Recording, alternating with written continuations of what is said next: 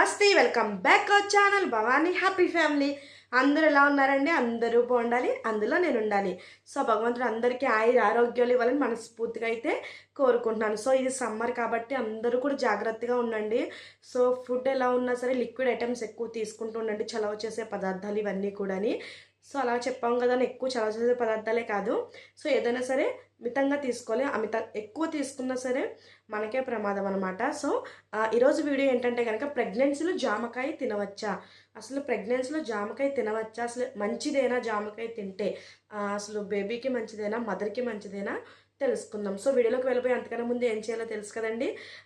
వీడియోలోకి వెళ్ళిపోయి అంతకన్నా ముందు మన ఛానల్ని సబ్స్క్రైబ్ చేసుకోండి. అలాగే పక్కనే ఉన్న బెల్ ఐకాన్ని టింగ్ అని ప్రెస్ చేశారంటే, అలానే నోటిఫికేషన్ ఇచ్చారంటే నేను ఏ వీడియో పెట్టినా మీ వరకు చేరుతుంది. So please subscribe our channel Bhavani happy family and like share. So అసలు ప్రెగ్నెన్సీలో జామకాయ తినచ్చా అంటే చాలామందికి అపోహ ఉంటుందండి. ప్రెగ్నెన్సీలో జామకాయ అనేది తినకూడదేమో, అంటే కోల్డ్ అంటే రొంప చేసేస్తుంది, నిమ్ము చేసేస్తుంది, లేకపోతే లోపల బేబీకి నిమ్ము చేసేస్తుంది.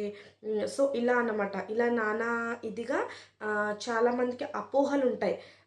ప్రెగ్నెన్సీలో తినకూడదేమో అన్న అపోహలు అయితే చాలామందికి ఉంటాయి అన్నమాట.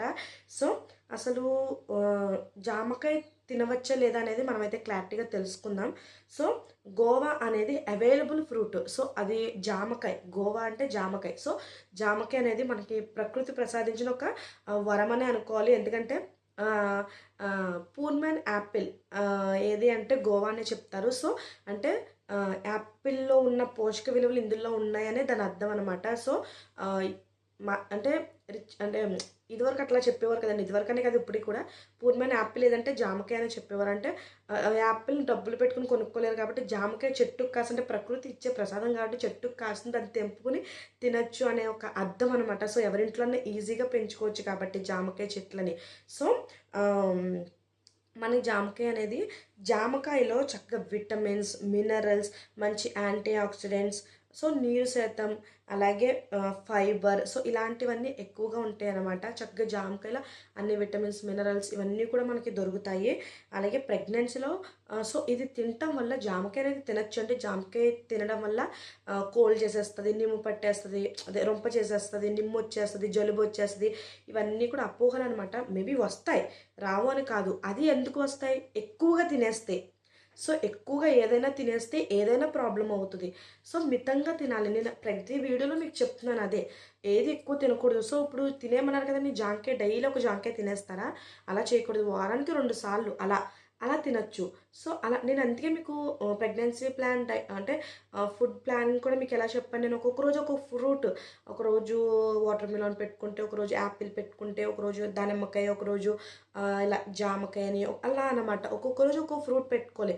అంతేగాని జామకాయ రోజు తినేసి, యాపిల్ రోజు తినేసి అట్లా ఏది కూడా ఎక్కువగా చేయకూడదు. అరటిపండు రోజు తినేసి అలా ఎక్కువగా చేయకూడదు.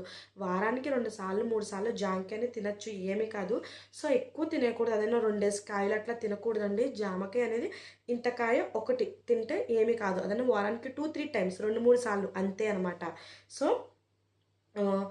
ఇప్పుడు ఈ జాంకాయ తినడం వల్ల ఏంటంటే కనుక, ప్రెగ్నెన్సీలో కాన్స్టిపేషన్ ప్రాబ్లం ఉంటే, అంటే మలబద్ధకం ప్రాబ్లం ఉంటే కనుక, సో ఇది నివారిస్తుంది అనమాట. అంటే తినడం వల్ల ఫ్రీ మోషన్ అయ్యే ఛాన్సెస్ ఉంటాయి అనమాట. సో కాన్స్టిపేషన్ ప్రాబ్లం అనేది ఈ జామకాయ అనేది నివారిస్తుంది. సో అలాగే ఇందులో ఏంటంటే ఈ జామకాయలు వాటర్ కంటెంట్ కూడా ఎక్కువే. సో వాటర్ అంటే నీరు శాతం కూడా ఇందులో ఎక్కువగానే ఉంటుంది కాబట్టి, సో ఇందులో మెగ్నీషియం, పొటాషియం, కాల్షియం, సో ఇవన్నీ కూడా ఉంటాయి కాబట్టి ఒకవేళ గ్యాస్ ప్రాబ్లం ఉన్నా, పిక్కలు పట్టేయడం, సో అలాంటివి కూడా తగ్గిస్తుంది అనమాట జాంకాయ తినడం వల్ల. సో అలాగే మార్నింగ్ సిక్నెస్, మార్నింగ్ వికారంగా, వాంతులు అవ్వేటట్లుగా, కళ్ళు తిరగడం, సో అలాగే మార్నింగ్ లెగ్గానే అలా అనిపిస్తుంది కదండి. సో అలాంటిది కూడా ఈ జామకాయ అనేది తగ్గిస్తుంది. అలా రోజు తినేస్తేనే డైలీ తగ్గిస్తుంది అన్నది కాదు. వారానికి ఒక 2-3 సార్లు తిన్నా సరే మీకు ఫలితం అనేది కనిపిస్తుంది కంపల్సరీ. అంటే కొంతమంది అడుగుతారు కదండి, అంటే కొంతమంది క్రేవింగ్స్ ఉంటాయి, జామకాయ తినచ్చా లేదా, కొంతమంది తినకూడదు అసలు అంటే పాపం ఆఫ్ చేసుకుంటారు. సో అలాంటి వాళ్ళ కోసం ఈ వీడియో ఉపయోగపడుతుంది. అంటే తినచ్చు జామకాయ, ఏమీ కాదు, వారానికి 2-3 సార్లు తినచ్చు. పర్టికులర్గా నేను చెప్పేది అదే అనమాట. సో అలాగే బ్లడ్ ప్రెషర్ బీపీని కంట్రోల్లో చేస్తుంది జాంకాయ అనేది. అలాగే కొలెస్ట్రాల్ లేకుండా చేస్తుంది అనమాట. అంటే కొలెస్ట్రాల్ లేకుండా చేస్తుందంటే సో రాకుండా చూస్తుంది అనమాట. జాంకాయ తినడం వల్ల కొవ్వు గట్ట రాదు కాబట్టి సో కొలెస్ట్రాల్ రాకుండా చేస్తుంది అనమాట. సో అలాగే ఇందులో విటమిన్ B12 జింక్ అన్నీ ఉంటాయి. సో అన్నీ ఉంటాయి కాబట్టి ఇది రక్తం గడ్డ కడుతుంది కదండి కొంతమందికి. సో అలా రక్తం గడ్డ కట్టకుండా కూడా ఇది అరికడుతుంది. సో అలాగే మోషన్ మోషన్స్ ఫ్రీగా అవ్వడానికైనా, అంటే మలబద్ధకం ప్రాబ్లం నివారించడానికైనా సో అలా కూడా ఇది మనకి హెల్ప్ చేస్తుంది అనమాట. సో అలాగే జాంకాయ ఎక్కువ తినడం వల్ల కూడా ఇప్పుడు మనం అడ్వాంటేజ్ చెప్పామంటే డిసడ్వాంటేజ్ కూడా కంపల్సరీ చెప్పాల్సిందే. మన వీడియోలో ప్రతి దాంట్లో కూడా అలాగే ఉంటుంది కంపల్సరీ. సో ఒకవేళ డిసడ్వాంటేజ్ ఏమీ లేవన్నా సరే నేనైతే కంపల్సరీ చెప్తాను. ఏదో ఎక్కువగా తినద్దు అనేసి అయితే నేను కంపల్సరీ చెప్తాను. మీరు ప్రతి వీడియో కనుక చూసుకోవచ్చు.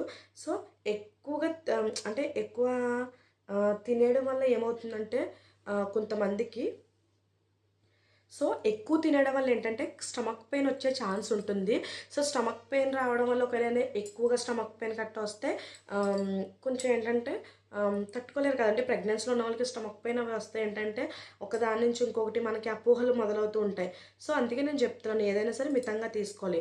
సో అలాగే ఇది షుగర్ని కూడా కంట్రోల్లో ఉంచుతుంది అనమాట. జాంకాయ తినడం వల్ల షుగర్ కూడా కంట్రోల్లో ఉంటుంది. అలాగే బేబీ వెయిట్ కూడా అంటే బేబీ వెయిట్ కూడా ఎక్కువ బాడీ వెయిట్ కూడా ఎక్కువ అవ్వకుండా చేస్తుంది అనమాట. సో కొలెస్ట్రాల్ గురించి మీకు చెప్పాను కదా. సో అదే పాయింట్.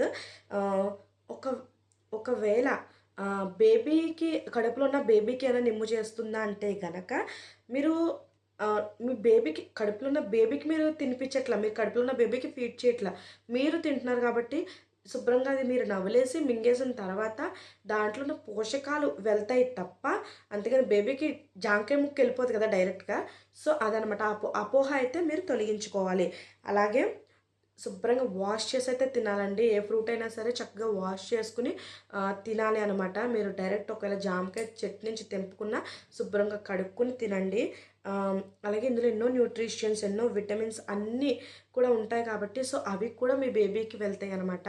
బేబీకి అడ్వాంటేజ్ ఏంటంటే ఇదే, మీ జాంకాయలో ఉన్న న్యూట్రిషన్స్ కానీ విటమిన్స్ కానీ సో మెగ్నీషియం, కాల్షియం అయినా సరే బేబీకి కూడా మీరు తినడం వల్ల మీ బేబీకి కూడా వెళ్తాయి అనమాట. సో బేబీకి కూడా మంచిదే. సో చూసారు కదండి, జాంకాయ తినేయడం వల్ల నిమ్ము వచ్చేస్తుంది, రొంపు వచ్చేస్తుంది, జలుబు వచ్చేస్తుంది, ఇలాంటివి అనేది కొంచెం అంటే రావచ్చు. ఎక్కువ తినడం వల్ల రావచ్చు, లిమిట్గా తినడం వల్ల ఏది కాదు. సో మళ్ళీ ఒకసారి చెప్తున్నాను, మనకి ఈ జామకాయలో చక్కగా మంచి vitamins, minerals, anti oxidants, so అలాగే నీరు శాతం ఎక్కువ ఉంటుంది. అలాగే మెగ్నీషియం, పొటాషియం, కాల్షియం ఇవన్నీ కూడా ఉంటాయి. Vitamin B12 zinc, nutritions, so ఇవన్నీ కూడా ఉండటం వల్ల మనకి మార్నింగ్ సిక్నెస్ అనేది రాకుండా చేస్తుంది. అలాగే కాన్స్టిపేషన్, మలబద్ధకం ప్రాబ్లం ఉన్న నివారిస్తుంది. అలాగే కొలెస్ట్రాల్ ప్రాబ్లం రాకుండా చేస్తుంది, అంటే బరువు పెరగకుండా చేస్తుంది. అలాగే గ్యాస్ ప్రాబ్లం అవి ఉన్నా చక్కగా రాకుండా, ఎక్కువ అవ్వకుండా చేస్తుంది. అలాగే బ్లడ్ ప్రెషర్ని కంట్రోల్లో ఉంచుతుంది. అలాగే రక్తం గడ్డకట్టకుండా అరికడుతుంది. సో ఏమన్నా కాళ్ళు పట్టేయడం, పిక్కలు పట్టడం అలాంటి ప్రాబ్లమ్స్ని కూడా అరికడుతుంది. సో అలాగే షుగర్ లెవెల్స్ని కూడా కంట్రోల్లో ఉంచుతుంది. సో ఇన్ని అడ్వాంటేజెస్ ఉన్నాయి కాబట్టి జాంకాయనే వదులుకోక్కర్లేదు. ప్రెగ్నెన్సీలో చక్కగా మీరు తినచ్చు, కాకపోతే లిమిట్గా తినాలి. సో వీడియో నచ్చినట్లయితే లైక్ చేయండి, షేర్ చేయండి, కామెంట్ చేయండి, సబ్స్క్రైబ్ చేసుకోవడం మర్చిపోవద్దు. Bye bye.